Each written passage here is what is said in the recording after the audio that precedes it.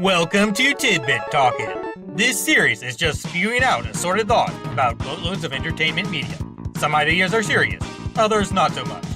There will be spoilers for the series currently featured, but generally only vague references to any other connected ones in a shared universe. Now, with all that out of the way, here we go.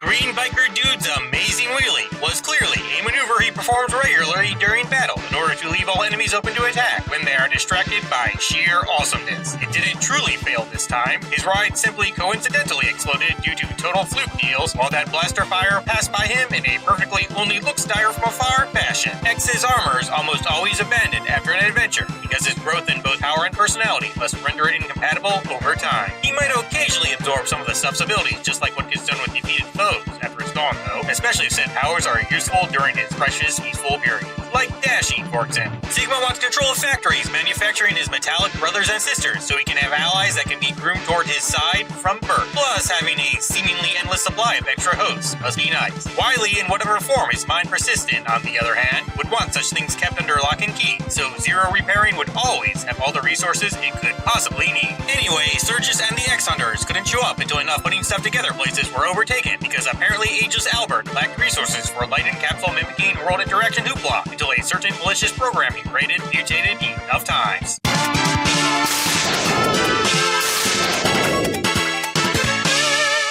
Much like their more conversation-prone human societal role-sharing counterparts, vehicles are also animal-themed to demonstrate war focus because being heavily armored is no longer enough of an indication on its own, since all the machine parts which get transported every day are always carried in super-defended whatnot, as that's simply what's necessary. Can't really move literal tons of stuff in a carrier that weighs less than what's being hauled, after all. On a related note, arm accessories are attached here, because might as well give X access to extra firepower if the enemy had an armory nearby that could be tapped into nigh endlessly. So many drilling, digging doodads exist in this game, because the X-Hunters don't know if/when they will have to go deep underground for extra materials and or equipment in their ancient machine resurrecting quest. Full-on finding an old lab of Wily's might even be necessary if Zero's design relied too much on unique choices. Soil ship savoring scale soldiers suck at basic buster blocking, because his oil-covered status must weaken the first layer of standard Reploid armor. Gator developed a flying drill attack because it bugged him that aerial places were the only terrain type he couldn't easily traverse with his normal body parts. Strike Chain chars him because it pulls apart his scales and exposes the vital components located underneath them.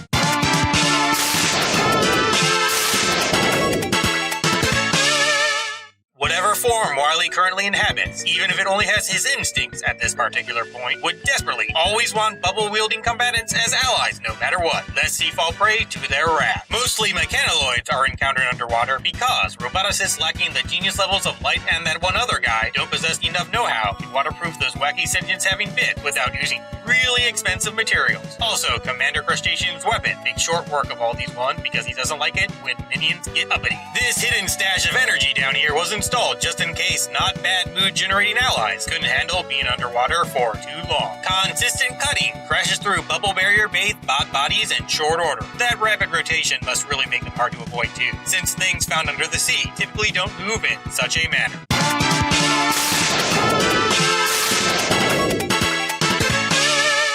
X couldn't just pick up Zero's pieces back during that original Sigma Fortress raid because too much security would have pursued it. These X-Hunter arenas mostly seem to be placed roughly halfway through the stages. Must have something to do with wishing their target would get exhausted, at least mentally anyway, before reaching them or the main Mavericks. An exception to this regular region rule is found in Overdrive Ostrich's area, with it basically being right at the beginning, because even said Super Assassins kinda suck at driving ride chasers. Battle-blown bubbles bust blazes. Also, adding extra moisture to this place might make him start boiling or something because his normal structure is only meant for a dry heat or whatever.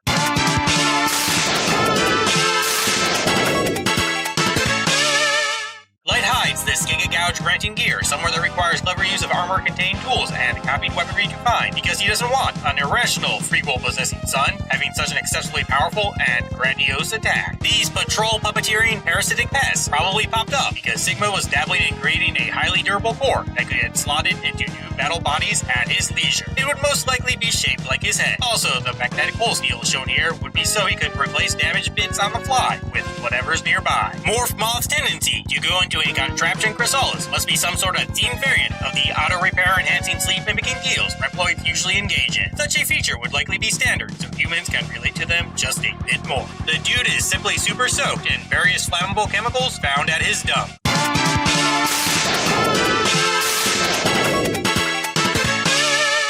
Sigma seeking supervision over network centers and the like would probably get done, so we could make sure folks couldn't develop stuff that renders Reploids resistant to his influence. Gloriously purple breakable blocks bust in last, because they are simply in the middle of getting that sweet invincibility granting final coating before certain security stuff started swirling. Surges is so in love with the unification, because he doesn't want Wily's precious virus festering in an unworthy vessel. His barrier and odd platform attack combo seems like a weaponized version of Light's capsules. Perhaps one grand goal Gear Ghost guy had was infecting his rival's computer form just like every other machine. Violin is just some demolition guy the X-Hunters employ, so they always have room to build more bases and what have you. Junk data overloads his systems and calls his ability harnessing incompetent. Also, there might be some dust collection related overheating action going on too.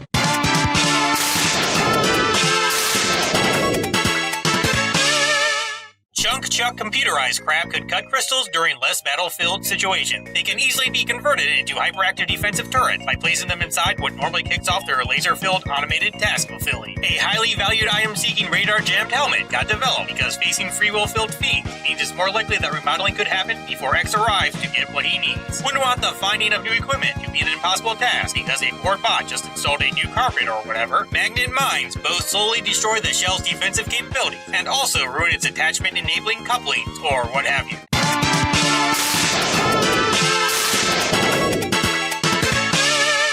Agile could very well have been manufactured as a combination Zero sparring partner / Sigma backup vessel. The air dash got lobbed somewhere, a flightless fake foul and rocket would be encountered because Light likes steamed gas. Simply put, this dashing doodad dude doesn't dig being forced to slow down, especially when it involves his feathers getting damp.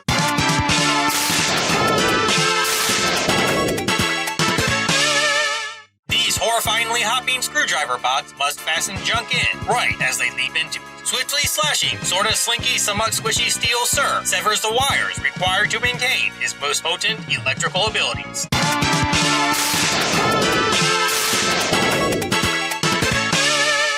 Sigma might have decided his current cronies should build this North Pole located base because watching a certain classic animated series made him find the idea of human-hating hardware living up there ludicrously funny. Violin hates bubbles because a kid once told him he looked like a bath toy and it never stopped being a sour spot. Seemingly supersonic swirl savagely squashed surgeons since said senile steel soldier didn't install audio processors of a very good quality because he didn't care for chatting with folks very much. Dr. Light has now decided to main Ken after the changes made during Street Fighter II's various revisions rendered said fellow more appealing. Anyway, he only teaches X this new special move after his youngest metal child showed proof of the crazy maneuverability levels required to successfully fire an uppercut without dying. Metal messing minds massacre Agile because whatever it is that he's shoved himself into makes his innards not handle getting pulled at too well. Also, he's extra weak against a good Shoryuken because he's not even capable of even attempting to block or dodge anymore. Kinda connected, that whole deal where the not final stages located X-Hunters sometimes possess different weaknesses depending on where they were fought might involve them not having enough time / resources to perform sufficient base minutes for making fighting under varied circumstances a doable thing. All that attempted Zero reviving really filled up their schedules. This crashed capsule could have very well been left over from a failed experiment at rematch granting teleportation Sigma was dabbling in during the first game's events. Unlike its ballsy counterpart in X1, Street Fighter's trademark uppercut doesn't kill things in one attack because the main character's gentle nature makes him hold back quite a bit when he utilizes attacks that involve using his actual not-canon hands. This place got used for revival plans because that huge computer database would hold the information necessary for deciphering how one could either reassemble or replicate Zero. Also, Agile was forced into a coffin tanning bed thing before because he doesn't know how to fight without that saber, Zero, or a certain coal-colored copy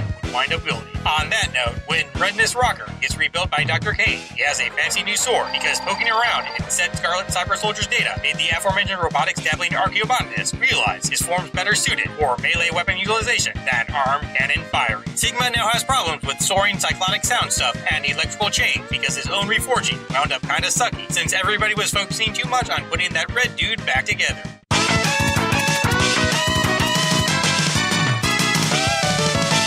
Endings are a pain, but all of you are fantastic. See ya.